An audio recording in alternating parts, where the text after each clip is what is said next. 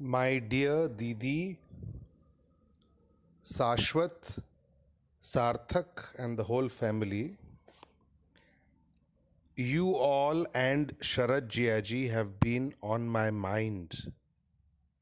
And I wanted to share a few observations and thoughts that I had about him.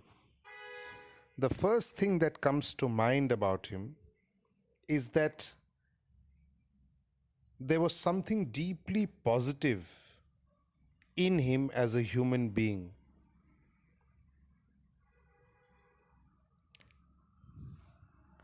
He seemed to have a purity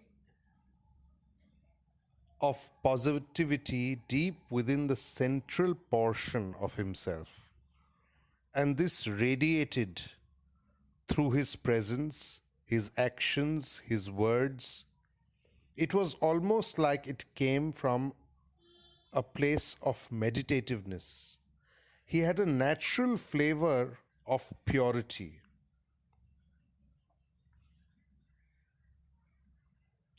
A capacity to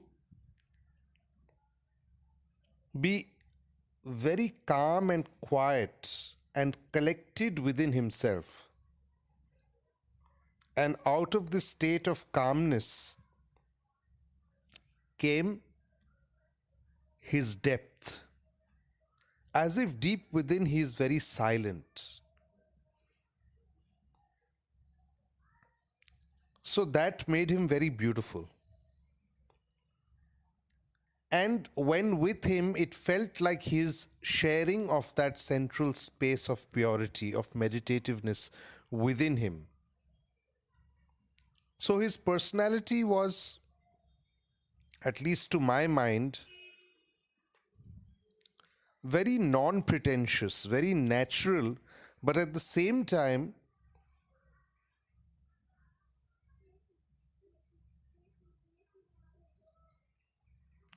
was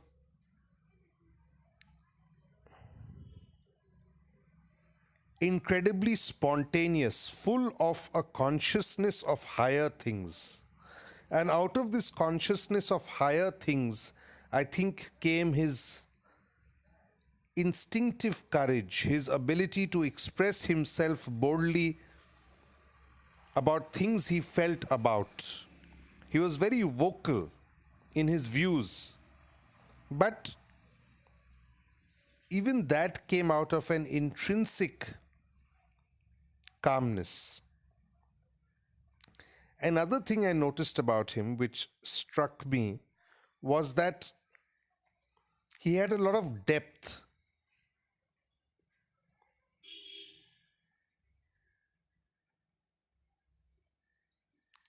Now, there are some people who,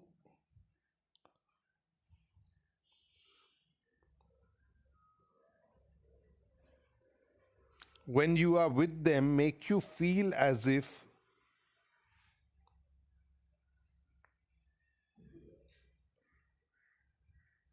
you can talk about deeper things. You can go into the depth of ideas. And that was what he catalyzed when you were with him. The way he was with his body language, his demeanor, his behavior, it all lent itself to a deep inner strength. He was overall, I would say, a person who's very true and authentic to himself.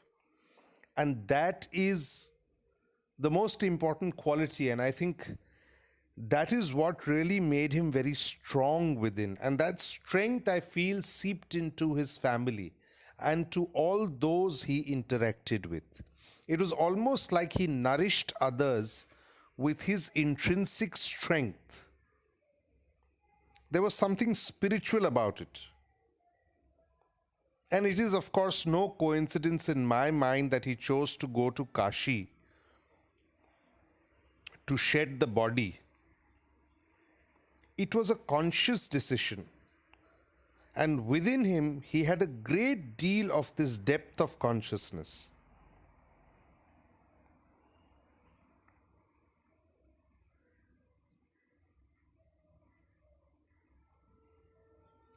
I feel that somewhere he knew through his own inner life, his own inner experience, that life is not meant to be lived only as a body. He had a consciousness of the soul, he had a consciousness of deeper things, of that part which is eternal, which does not break or shatter when the body shatters. And I think that was his underlying quest in life, to not look at the body, which is very temporary. And if you look at it, his wants and desires in today's age, it's very difficult to find such simplicity, such utter simplicity. It seemed like he actually didn't crave or desire material things, be it food, be it material wealth. It seemed like he had that which Krishna called the unattached state. And I think because of this sense of unattachment or non attachment, his power of awareness kept growing.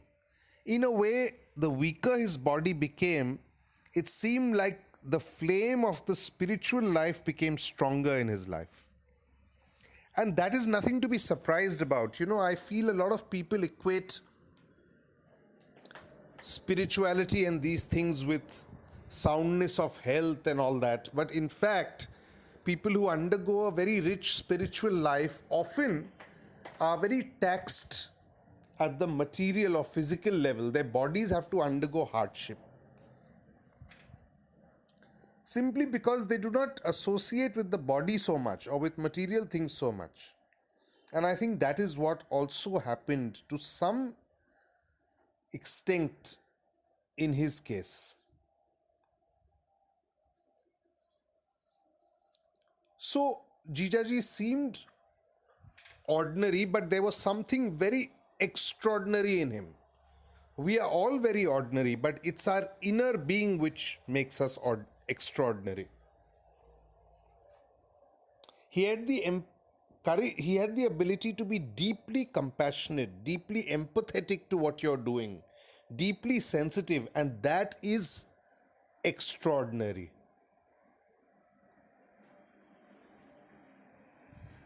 Now it seems he has taken the boat which we must all go in. That boat goes to the other shore.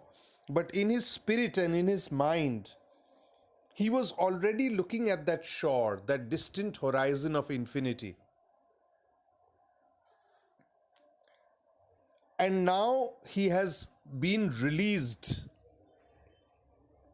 from the bonds of the body to actually meet that horizon and to walk toward it in totality.